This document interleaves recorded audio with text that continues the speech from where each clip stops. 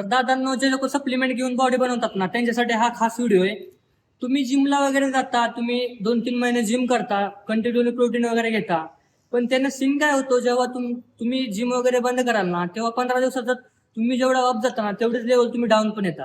तर मी का तुम्हाला सांगतो होमवर्कआउट करा, होमवर्कआउट करा.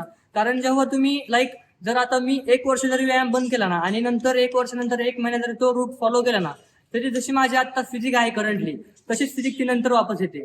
कारण ती खूप महिन्याने म्हणते. मी मागच्या 3-4 वर्षापासून जिमचे व्हिडिओ वगैरे म्हणजे बघून मी घरी वर्कआउट करतोय.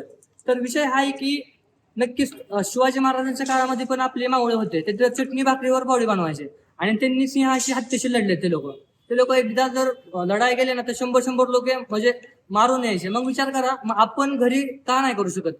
जे आपण खातो तेच असतं ना, म्हणजे प्रोटीन ते तुम्ही फक्त म्हणजे एक्सटर्नल सोर्स थ्रू घेता. मग माझं काय म्हणणं आहे की करू शकतो आपण, तर मी अशी बॉडी बनवू शकतो, तर तुम्ही काय नाही ना. त्यामुळे तुम्ही नक्कीच एकदा विचार करा.